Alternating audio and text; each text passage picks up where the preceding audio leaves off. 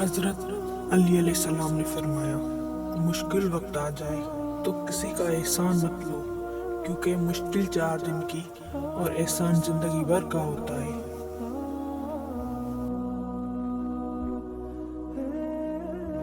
ان لوگوں کو دعا کے لیے کہنے سے زیادہ بہتر ہے ایسے عمل کرو کہ لوگوں کے دلوں سے آپ کے لیے دعا نکلے۔